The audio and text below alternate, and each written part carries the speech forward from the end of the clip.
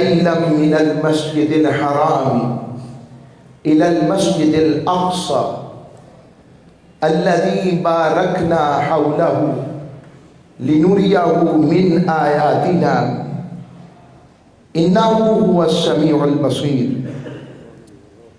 صدق الله مولانا العظيم وصدق رسوله النبي الأمين الكريم. حاضرین گرامی قدر،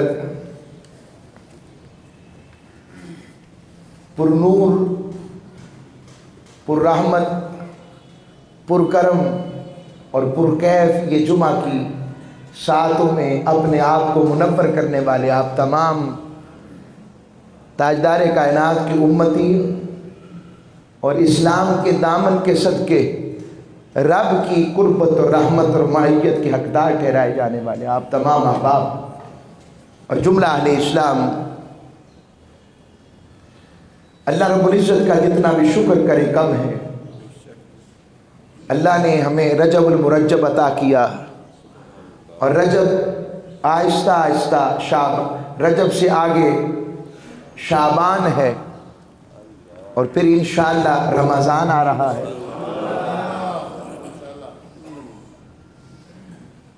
وقت کی مناسبت، موقع کی مناسبت دیکھتے ہوئے آج کا موضوع حسب معمول ہمارا پچھلے موضوع کا تسلسل کہ اللہ رب العزت نے ارشاد فرمایا پاک ہے وہ ذات جو لے گئی اپنے بندے کو رات کے تھوڑے سے حصے میں مسجد حرام سے مسجد اقصی تک، جس کے ارد گرد اس نے برکتیں رکھی ہیں تاکہ اپنی نشانیاں دکھائے، اور بے شک وہی سننے والا اور دیکھنے والا ہے. پچھلے جمعہ کو لیلن پر بات کرتے ہوئے اعجاز اور معجزہ معراج النبی، وہ معجزہ ہے، یہ کمالات نبوت کا وہ اعجاز ہے، اور آقا تاجدار کائنات صلی اللہ علیہ وآلہ وسلم کو عطا ہونے والے ان کمالات معجزات میں سے ایک کامل حصہ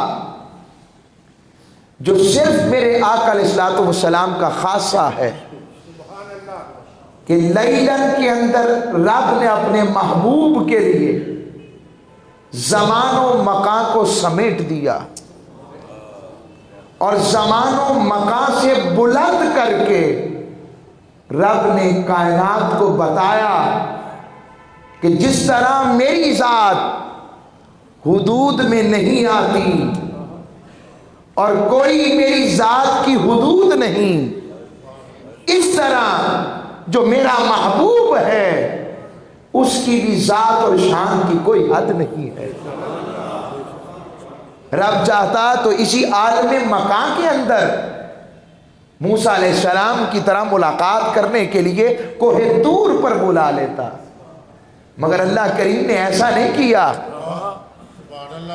کہ سمجھ لینا محبوب کو نور و بشر کے تناظر میں مت دیکھنا، محبوب اس سے بڑھ کر ہے، اس لیے کہ عقل عاجز آ جائیں گی کہ کوئی پریشر سوٹ بھی نہیں، آکسیجن کا سلنڈر بھی نہیں، اور محبوب چلے بھی گئے اور جا کر آ بھی گئے.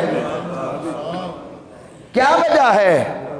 اس لیے رب نے بتایا کہ اوروں کو آکسیجن کی ضرورت ہے اور آکسیجن کو مصطفیٰ کی ضرورت ہے، کیونکہ ساری کائنات کی آکسیجن ان کی وجہ سے چل رہی ہے، تاجدار کائنات کی وجہ سے، ہائے ہائے ہائے، یہ ان کی وجہ سے. تو لیلن میں نے اس پر ختم کیا تھا. اب آتے ہیں اگلی بارگاہ کی طرف، اور اب میں کوشش کروں گا کہ اس حصے کو احادیث میں جہاں جہاں ذکر آیا ہے میں اس کو ریلیٹ کروں. ایک اور بات کہ ذہنوں میں یہ سوال اگر آ جائے کہ تاجدار کائنات صلی اللہ علیہ وسلم نے خواب کے اندر یہ معراج کی ہے، تو ایک اور عقدہ اور ایک اور زاویہ دیتا ہوں اس کو سمجھنے کے لیے، اور اس پر سیدہ شریکہ کائنات کا قول بھی آتا ہے، جو وہ فرما رہی ہیں کہ میں نے تو حضور علیہ الصلوۃ والسلام کے جسم کو گم نہیں پایا، آپ کیسے کہتے ہیں کہ حضور نے جسمانی معراج کی؟ یہ ایک اشکال وارد آ گیا، تو اس اشکال کو رفع کریں، اس سوال کو رفع کریں، دور کریں۔ کیسے؟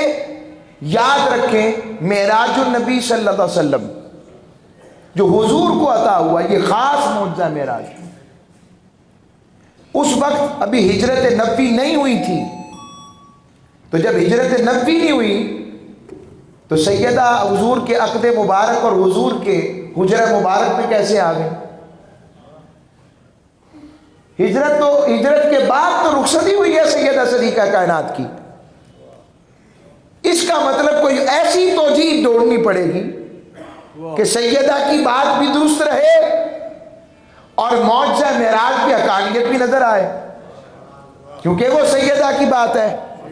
اس کے لیے ہم تطبیق کا قاعدہ استعمال کرتے ہیں، درمیانی راہ کا، اور اس پر علماء نے کلام کیا، کہا حضور کو ایک معراج تھوڑی ہوئی ہے، تاجدار کائنات نے اپنی زندگی میں 40 معراجیں کی ہیں، ان 40 میں سے ایک جسمانی ہے جو حضور نے کی اور وہ ہجرت سے پہلے ہے، باقی 39 رب نے خواب میں اپنے محبوب کو سب کچھ عطا کر دیا، اور خواب بھی نبی کا ہے۔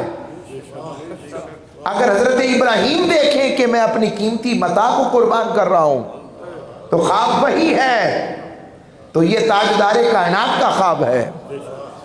اس لیے اس کو اس انداز میں یہ تب نصیب ہوگا۔ اب آپ کہیں گے نا کہ یہ بات کیسے ملے، ہمیں پتہ کیسے لگے؟ یہ نصیب تب ہوگی جب ان مجالس اور ان کے پاس بیٹھا جائے جو محبوبوں کی شان ڈھونڈتے ہیں، جس کا دل معراج کا سن کے بھی دل پسند، اور نہیں کوئی نہیں، اور تم سمجھے ہی نہیں اس رات حضور کتنا خوش ہوئے ہوں گے کہ رب نے مجھے اپنا دیدار عطا کیا ہے۔ اس سے پیاری رات کیا ہو؟ رب نے کائنات کی ان حدود سے نکال کر شان مصطفیٰ دکھائی ہے کہ میں نے بارفعنا لک ذکرک کہا تھا اور کر کے بتا رہا ہوں کہ محبوب کی بلندی اور رفت کا اندازہ کیا ہے، خود ہی کر لو۔ رب نے اب اس کا آغاز کیا، 27 رجب المرجب ہے، جبرائیل امین بارگاہ مصطفیٰ میں آئے ہیں۔ بخاری مسلم کی حدیثوں کو میں تطبیق کرتا جا رہا ہوں۔ اور ایک اور بات، چلیں اس کو آگے لیتے ہیں۔ اور جبریل آئے اور آ کر عرض کی، سرکار اٹھئے، رب نے بلایا ہے۔ یہ بھی حبیب اور کلیم کا فرق ہے۔ کلیم وہ ہے جس سے رب کلام کرے، جو کوہ طور پر خود چل کے جائے، اور حبیب وہ ہے جو خود نہ جائے، رب خود بلائے۔ کلیم وہ ہیں جو کہیں ربی اشرح لی، مولا میرا سینہ کھول، صدری میرا سینہ کھول، اور حبیب وہ ہے جو خود نہ کہے بلکہ رب کہے الم نشرح لک صدرک، سونے تیری خاطر تیرا سینہ کھول نہیں دیا، یہ مقام آ جائے۔ کلیم کون ہے؟ جو رب سے کلام کرے تو کلیم ہو جائے۔ اور حبیب کون ہے؟ جو رب سے کلام کرے تو رب کہے اور رب اس سے کلام کرے تو فرمائے فَأَوْحَا إِلَىٰ عَبْدِهِ مَا أَوْحَا۔ پنجابی چ کہاں اور تانوں کیوں دسیے کیڑیاں کیڑیاں گلاں ہوئیاں، جیڑیاں بھی ہوئیاں، رب نے اپنے بندے سے باتیں کی، وہی کی، اور دیکھنے کی بات آئی کہ مَا زَاغَ الْبَصَرُ وَمَا طَغَىٰ، سونیا بڑے آئے مجھے دیکھنے کے لیے، میرے دیدار کو طلب کرنے کے لیے، مگر کچھ بے ہوش ہو کر گر پڑے۔ حتیٰ کہ کچھ پر اور کیفیت آئی، مگر حبیب تو وہ ہے، میں کہتا ہوں ما زاغل بصر وما طغی، سونے جیسا تو نے مجھے دیکھا ہے کسی نے دیکھا ہی نہیں ہے۔ معراج کی شب ہے، جبرائیل حضور رب نے بلایا ہے، آج خاص رات ہے، رب کا بلاوا آیا ہے، آپ مہمان خصوصی ہیں۔ ادھر رب کریم نے بھی عرشیوں کو کہا جنت سمر جا، آج مصطفیٰ آ رہے ہیں، اے جنتیوں، اے حورو، اے ملک سمر جاؤ، اپنی نور کی لاٹیں بڑھا لو، آج مصطفیٰ کی آمد ہے۔ چاند ستاروں ذرا چمک کو عروج دو، آج میرا محبوب آ رہا ہے۔ عرش کو سجاؤ، عرش کے کونے کونے کو سجاؤ کہ میرا حبیب آ رہا ہے۔ اور ادھر جبرائیل امین چلے اور آقا تاجدار کائنات صلی اللہ علیہ وسلم حضرت ام ہانی کے گھر سے مسجد حرام میں پہنچے۔ جبرائیل امین نے کہا عرض کی حضور 2 نفل پڑھیے۔ نفل سے پہلے تاجدار کائنات کی اوپن ہارٹ سرجری ہو رہی ہے، شق صدر ہو رہا ہے، اور شق صدر میں تاجدار کائنات صلی اللہ علیہ وسلم کا کچھ کہتے ہیں یہ ممکن نہیں ہے، ایسا نہیں ہے، ارے یہ بھی اعجاز مصطفیٰ دکھانا تھا۔ کوئی پہلی دفعہ تو شق صدر نہیں ہو رہا تھا نا، تیسری مرتبہ ہو رہا تھا۔ پہلی دفعہ بچپن میں حضرت حلیمہ سعدیہ کے دور میں ہوا، پھر اس کے بعد ہوا، اور اب تیسری مرتبہ معراج النبی کے موقع پر ہوا۔ وجہ کیا تھی؟ بس اتنا سمجھیں کسی اور کی نہیں، رب کی بارگاہ پہ جا رہے تھے۔ تیاری کر، آپ نے کسی آفیسر سے ملنا ہو، شادی میں جانا ہو، جتنی تقریب اہم ہوگی تیاری بھی ویسی ہوگی۔ اب رب سے ملنے کی تقریب، اس سے بہترین تقریب بھی کوئی کائنات میں ہو سکتی ہے؟ تاجدار کائنات جا رہے، تیاری ہو رہی ہے، اوپن ہارٹ سرجری ہوئی، آقا علیہ السلام کو کچھ ہوا ہی نہیں، پتہ لگا پھر حضور کون ہے۔ اچھا سائنس کہتی ہے انسان کا دل اس کے جسم سے جدا کر دے تو جان باقی۔ اب حدیث میں ہے تاجدار کائنات صلی اللہ علیہ وسلم کا قلب اطہر نکالا گیا، علیحدہ رکھا گیا، اور علیحدہ رکھ کر اسے سونے کے تشت میں رکھا۔ اب اس پر بھی عارفوں نے عاشقوں نے کلام کیا، سونے کا تشت، سونا تو مرد پر حرام۔ پہلی بات اس وقت ابھی حرمت سونے کی حکم نہیں آیا تھا، پہلی بات۔ دوسری بات، سونے کی تشت پہ اس لیے رکھا گیا اور چیزوں کو زنگ لگ سکتا ہے، سونا ایسی دھات ہے جس میں عیب نہیں، تو رب نے اس عالم مکان کے اندر بھی اپنے محبوب کے بے عیب دل کو، جو عالم مکان میں بے عیب شے تھی اس کے اوپر رکھا ہے۔ اتنا اہتمام شان ذات مصطفیٰ کا کیا، اس کے اوپر سونے کے تشت پہ، اور کبھی تولا جا رہا ہے اعمال کے ساتھ، کبھی کسی شے کے ساتھ، زمزم کے ساتھ دھو کر تولا جا رہا ہے۔ اعمال کس کے ہیں، امت کتنی آئے تو حضور، آخرکار فرشتے کو سمجھ لگ گئی۔ ہم فرشی سمجھتے ہیں، عرش والے زیادہ جانتے ہیں۔ رب نے فرش پہ ہی دکھا دیا، عرش والو تم بھی میرے مصطفیٰ کو نہیں جانتے ہو۔ اس لیے کہا آخرکار جبرائیل امین بول اٹھے اور کہا تم ساری کائنات کے اعمال اور ذات کو بھی رکھ دو، مصطفیٰ ان سے بھی بلند ہیں، اس سے بھی بلند ہے۔ آقا علیہ السلام اس تیاری کے ساتھ نکلے، حضور علیہ السلام جا رہے، اور حضور علیہ السلام پھر وہاں سے نکلے، پھر حضور نے کھجوروں کی سرزمین پر 2 نفل ادا کیے۔ جبریل نے بتایا یا رسول اللہ یہ آپ کی ہجرت گاہ ہے۔ پھر وہاں سے روٹ بنا اور تاجدار کائنات صلی اللہ علیہ وسلم کا ایک اور سٹیشن آیا، حضور کوہ طور پر رکے۔ کوہ طور پر ذہن جاتا ہے کوہ طور پر کیوں رکے؟ حضور نے وہاں بھی 2 نفل پڑھے، کیوں مالک طور پہ کیوں روک رہا ہے؟ حبیب یہاں موسیٰ نے مجھ سے کہا تھا رب ارنی انظر الیک، مولا مجھے اپنا چہرہ بے نقاب کر کے دکھا، یہاں کہا تھا۔ اور موسیٰ نے جب یہ بات مجھے کہی میں نے کہا لن ترانی، موسیٰ میں یہ نہیں کہتا کہ میں دکھا نہیں سکتا، لن ترانی تو ہرگز تک نہیں سکتا، تو میں نے اس کو روکا تھا، مگر حبیب تیری بات اور ہے، تیرا مقام اور ہے، تیری شان اور ہے، تیری ذات اور ہے۔ اور وہاں بھی 2 نفل پڑھے تو پھر رب نے وَالطُّورِ کتاب مستور کہہ کر اس کوہ طور کی بھی تب قسم کھائی جب وہاں پر قدم مصطفیٰ لگے۔ رب نے محبوب کے روٹ میں آنے والے جگہوں کی بھی قسمیں کھا رہا ہے، جس بھی اسٹیشن پہ حضور رک رہے ہیں، ہائے والتین، ابھی قاری صاحب نے تلاوت کی، یہ اسٹیشن روٹ ہے تاجدار کائنات کا، الٹائیں ادھر سے آئیں تو اور ہو جائے گا والتین، والتین کہہ کے رب باری تعالیٰ نے زیتون کا بہترین پھل بیت المقدس کی طرف ہوتا ہے۔ رب نے محبوب کے آخری اسٹیشن کی قسم کھائی، انجیر کی، انجیر بڑی بہترین ملتی ہے، پھر زیتون کہہ کر رب باری تعالیٰ نے جبل قاسیون، ایک اور جبل طور کی علاقے کی قسم کھائی، اور پھر وَهَذَا الْبَلَدِ الْأَمِينَ، مکہ لے لیا جائے ہے تو وہی، مگر مدینہ بھی کہہ لیا جائے تو کیا حرج ہے؟ مدینہ بھی بلد امین ہے اور مکہ بھی بلد امین ہے، اس میں انکار نہیں کہ دونوں کو ایک شامل کر دیا رب باری تعالیٰ نے۔ رب تو محبوب کے روٹوں میں آنے والے اسٹیشنوں کی بھی قسم کھاتا ہے، ہم کیا سمجھے؟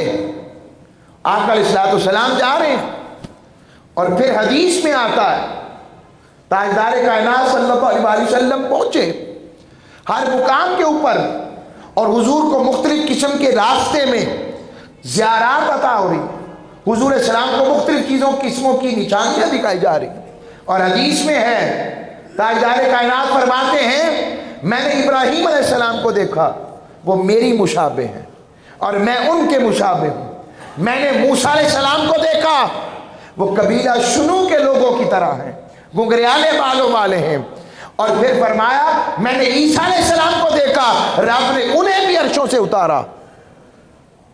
ایک سوال یہاں پر روک کر کرتا ہوں، اور شاید یہ میں نے پہلے بھی پوچھا، عیسیٰ علیہ السلام جسم و روح کے ساتھ عرش پر ہے نا؟ بولیے ہمارا عقیدہ کیا ہے؟ جسم و روح کے ساتھ، تو کھاتے کہاں سے ہوں گے؟ پیتے کہاں سے ہوں گے؟ رہتے کیسے ہوں گے؟ آکسیجن کیسے ملتی ہوگی؟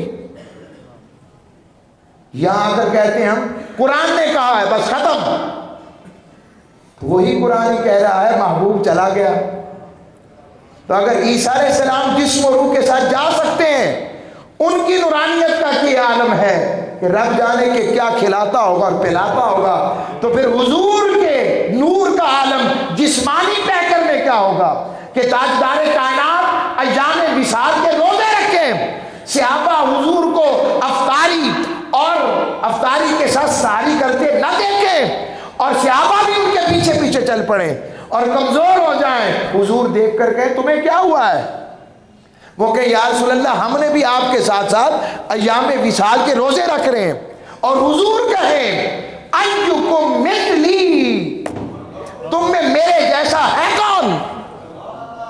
تم میں میری طرح ہے کون؟ اور میرا رب مجھے کھلاتا بھی ہے پلاتا بھی ہے۔ اگر حضور السلام یہاں رہیں تو رب کریم یہاں بھی کھلاتا بھی ہے پلاتا بھی ہے اور کوئی دیکھتا ہی نہیں۔ اس کا مطلب آقا علیہ السلام جسمانی لباس کے ساتھ جو کچھ کھاتے پیتے تھے وہ ہمارے لیے سنت ہے، مگر اور بھی کچھ کھانا پینا ہے جو حضور کا خاصہ ہے، ہم دیکھ نہیں سکتے، ورنہ تاجدار کائنات یہ بات نہ کہتے۔ یہ نورانیت عیسوی ہے کہ وہ عرش پر جسم روح کے ساتھ جائیں تو ان کا مقام ہے، تو پھر تاجدار کائنات کا مقام کیا ہونا چاہیے؟ تو کیا کسی نے خوب کہا کہ جسم کے ساتھ اٹھائے گئے جب کہ عیسیٰ، ارے نور کامل کیوں نہ شب اسرا بدن سے جاتے. حضور جسم کے ساتھ گئے، جسم و روح کے ساتھ گئے. اب عرض کر رہا ہوں ایک اور روایت یہاں پر جو میں سنایا کرتا ہوں، اس میں لطف ہے. آقا علیہ السلام نے فرمایا میں نے حضرت موسیٰ علیہ السلام کے مزار کے پاس سے گزرا، میں ان کے مزار سے گزرا. بھئی حضور علیہ السلام مزار سے کیوں گزر رہے ہیں؟ بھئی ولی کرے تو وہی وہ بنتا ہے مستحب. کیا یعنی کرے تو ثواب ہے، نہ کرے تو گناہ نہیں. اور نبی کرے تو بنتی ہے شریعت. تاجدار کائنات صلی اللہ علیہ وسلم حضرت موسیٰ علیہ السلام کے مزار مبارک سے گزر کر گئے، اور حضور نے بخاری شریف اٹھا کر دیکھے. حضور نے خود فرمایا مجھے موقع ملے تو میں سرخ ٹیلے کے پیچھے تمہیں اپنے موسیٰ کی قبر دکھاؤں کہ ان کی قبر کہاں ہے. تاجدار کائنات جانتے ہیں، حضور یہ فرما رہے ہیں. اب ان حدیثوں کو کہاں لے کے جائیں گے ہم؟ تو حضور کیوں گئے؟ یاد رکھیں کبھی چھوٹا بڑے کے پاس جاتا ہے خیر لینے، اور کبھی بڑا چھوٹے کے پاس آتا ہے خیر دینے.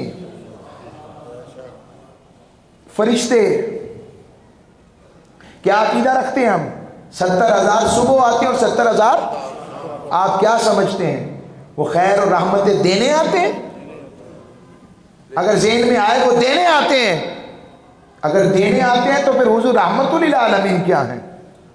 رحمت للعالمین تو وہی ہے جو عالموں کے لیے رحمت ہو، اور جو عالموں کے لیے رحمت ہوگا اسے رحمت دی جاتی ہے کہ اس سے رحمت لی جاتی ہے.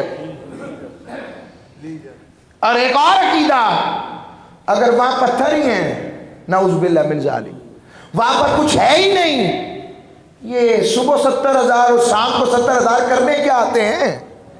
اس کا مطلب تاجدار کائنات ہیں، اور ہم مدینے میں پتھروں کے پاس نہیں، تاجدار کائنات سے ملنے جاتے ہیں، آقا علیہ السلام کی بارگاہ میں جاتے ہیں. اسی لیے آقا نے کہا تھا من زار قبری وجبت لہو شفاعتی، اے میری قبر کی زیارت کرنے والے تجھ پر میری شفاعت واجب ہے. سوال ہے دیکھ قبر رہا ہے، شفاعت مصطفیٰ کی مل رہی ہے. ہونا تو یہ چاہیے تھا کہ جس نے میری قبر کی زیارت کی وہ بخشا گیا، اس کی معافی ہو گئی، اسے اتنا ثواب ملا، اسے اتنی برکات ملی. نہیں، اسی حدیث میں آقا نے اپنی حیات کی طرف اشارہ کر دیا اور کہا من زار قبری وجبت لہو شفاعتی. اور دوسری بات بھی بتا دی، کہا ہے میری قبر کی زیارت کرنے والے تو نے مجھے دیکھا یا نہ دیکھا، میں نے تجھے دیکھ لیا ہے. اور قیامت کے دن جب تیرے اعمال، تیرے ثواب، تیرا حسن اعمال، حسن صالح جب ختم ہو جائیں گے اور اعمال ختم ہونے کے قریب ہوں گے، ایک پرچہ لکھا ہوگا کہ یہ محبوب کے دروازے پر گیا تھا. میں اس وقت رب سے کہوں گا مالک یہ میرا مہمان ہوا تھا، یہ میرا منتا بنا تھا، یہ میرے دروازے کا سواری ہوا تھا، یہ بھکاری بن کر میرے مواجہ کے سامنے کھڑا ہوا تھا. آج میرے مالک اگر یہ بھی جہنم میں چلا گیا تو مالک تو نے خود ہی تو کہا تھا وَأَمَّا السَّائِلَ فَلَا تَنْهَرْ، کہ ابھی جب کوئی سوالی آئے اسے جھڑکنا نہیں. تو پتہ لگا کہ تو زندہ ہے واللہ، تو زندہ ہے واللہ، میری جشن عالم سے چھپ جانے والے. میں تو عقیدہ دلیل سے بات کرنے کا عادی ہوں. ہم تو واپس آئیں تو حضرت ابراہیم علیہ السلام، موسیٰ علیہ السلام سارے کھڑے ہیں، اور موسیٰ علیہ السلام نے، اب حضور کہتے ہیں حدیث کے لفظ ہیں، فرماتے وَهُوَ قَائِمٌ يُصَلِّي فِي قَبْرِهِ، وہ اپنی قبر میں کھڑے تھے اور صلاۃ پڑھ رہے تھے.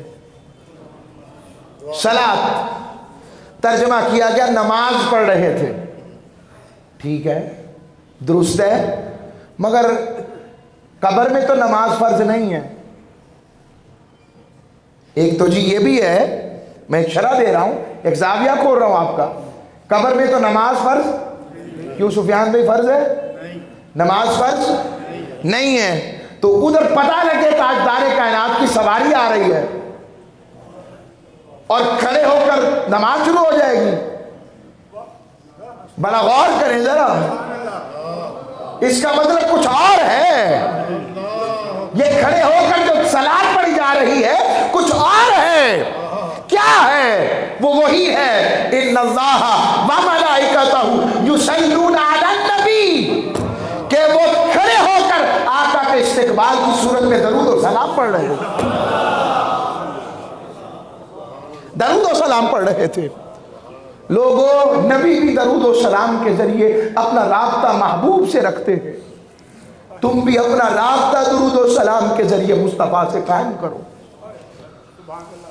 صلاۃ کا ایک معنی ہوتا ہے قریب کرنا. اللہ کہہ رہا میں بھی اپنے حبیب کو اپنی شان کے مطابق قرب دے رہا ہوں. ہائے، اور ایمان والو تم بھی درود پڑھ کے مصطفیٰ کے قریب ہو جاؤ. آئیں، اور حضور جب پہنچے، اب اس بات کا ذکر کہ کیا واقعی حضور کو جسمانی معراج ہوئی تھی کہ روحانی؟ بخاری کی حدیث دے رہا ہوں، اور یہ حدیث نمبر جو اس وقت سنا رہا ہوں 6 نمبر حدیث ہے. اور یہ واقعہ اتنے اختصار کے ساتھ اس دے رہا ہوں کہ جب ہرقل روم کی بار کے پاس ابو سفیان گئے، اور ابو سفیان پہنچ کر آقا کے بارے میں گواہیاں دینے لگ پڑے، تو اس نے ایک سوال پوچھا. اس نے کہا بتاؤ کوئی ایسی خبر دو جو عقل میں نہ آئے. تو انہوں نے کہا، جو اس وقت مسلمان نہیں ہوئے تھے، ابو سفیان بولے کہ ہاں، انہوں نے دعویٰ کیا تھا کہ میں رات کے تھوڑے سے حصے میں معراج النبی شب اسرا کی رات بیت المقدس تک آیا تھا. اگر تو یہ بات روحانی ہوتی، اب اس کی تصدیق ہرقل روم کا درباری ایک پادری کر رہا ہے. کہنے لگا میں آپ کو اس کی گواہی دیتا ہوں. لوگوں، اگر یہ روحانی تھی تو یہ حدیث میں کہاں سے آ گیا؟ یہ حدیث میں کہاں سے ذکر آ گیا؟ اور کہنے لگا اس رات میں ہر روز بیت المقدس کی مسجد کے دروازے بند کرتا ہوں. اس رات ایک دروازہ پورے زور کے ساتھ میں نے سارے ساتھیوں کے ساتھ کوشش کی کہ بند کر لوں، مگر وہ بند نہیں ہوا.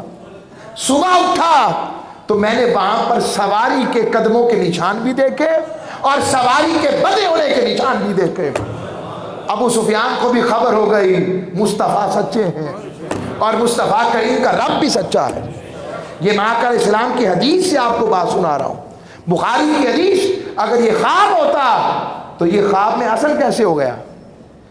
ہرقل روم تو کبھی نہیں چاہے گا نا یہ کام اصل ہو جائے، اور پادری چاہے گا ایسی گواہی دے. پتہ لگا یہ عملی ہوا ہے، یہ عملی ہوا. آج اس پر ختم کرتا ہوں کہ جب تاجدار کائنات صلی اللہ علیہ وسلم نے بیت المقدس میں پہنچے اور حضور علیہ السلام نے نماز ادا کر لی، تو اب اس محفل معراج النبی انبیاء نے کی. کیا؟ اونچی آواز سے ذرا. سب سے پہلے اس محفل میں خطیب بنے حضرت ابراہیم علیہ السلام.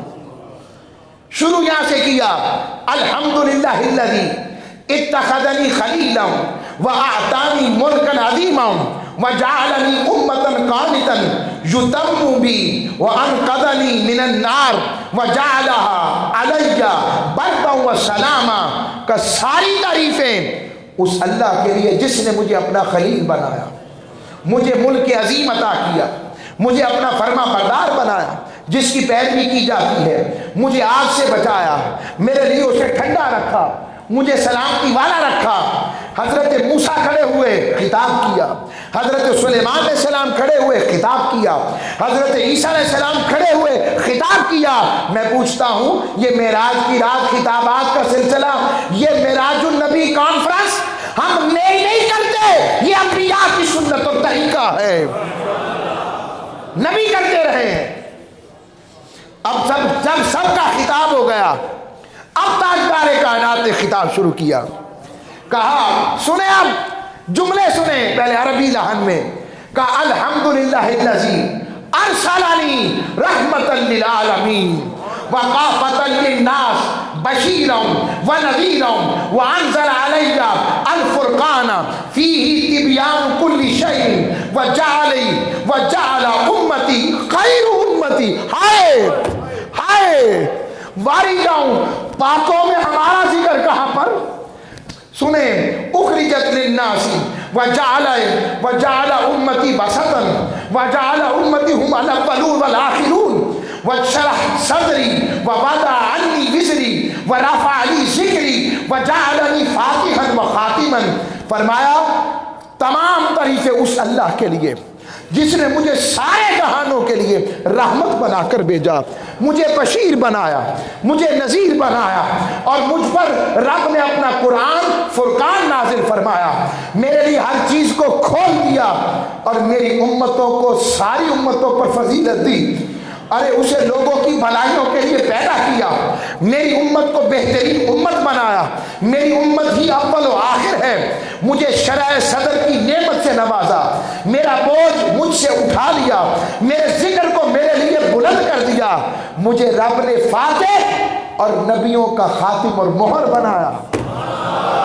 نعرہ تکبیر, نعرہ رسالت. عرض کر رہا ہوں, بس اس پر ختم کر رہا ہوں. ذکر تو نبیوں کا ہو رہا تھا, ذکر تو پاکوں کا, آپس میں پاکوں کی بات تھی. نبیوں میں بھی ہم جیسوں کا ذکر, تاجدار کائنات کی محبت. میرا وجدان جاتا ہے کہ وہ مقبول نبیوں سے زیادہ مقبول بھی کوئی ہوتا ہے. رب نے کہا, رب سے اس طرح التجا کر رہے ہیں اور سب کو کہہ رہے ہیں میری امت بڑی بہترین ہے. ذرا ہم بھی اپنے گریبانوں میں جھانکیں نا, کتنا یاد کرتے ہیں اپنے حبیب کو, کتنا اپنے محبوب سے پیار ہے ہمیں. ہماری زندگیوں میں کتنی ایسی باتیں ہیں, لگتا ہے حضور کہہ رہے ہیں چلو تم سب کے سامنے کہوں گا, رب بھی کہے گا میں بنا دیتا ہوں. اور امتی بہترین ہونے میں ہمارا کوئی کمال نہیں, ایک ہی وجہ ہے کہ ہم حضور کے امتی بن گئے بس. ان پاکوں میں بھی ہمارا ذکر ہے اور اس خاص ملاقات میں بھی ہمارا ذکر. چاہتے یہ ہے مالک اگر گناہ گار ہیں تب بھی, نیکوکار ہیں تب بھی, اتنی پاک مجلسوں میں ذکر کر رہا ہوں, میری دعا کے صدقے انہیں معافی کر دے. آؤ لوگو, اگلا منظر بڑے سمجھنے والے ہیں جنت اور دوزخ کے مشاہدے. پیر کی رات ہمارے ہاں شاندار محفل معراج النبی ہوگی, بہترین قرہ ہمارے نعت خاں آپ سب تشریف لائیں, رات کو زینت اور ذوق بخشیں. یہ وہ رات ہے جس میں حضور سب سے زیادہ خوش ہوئے ہیں. حاضر ہوں, ذوق لیں, ذوق بخشیں, خیر لے کر جائیں, حضور کا ذکر سنیں, اس میں اپنا حصہ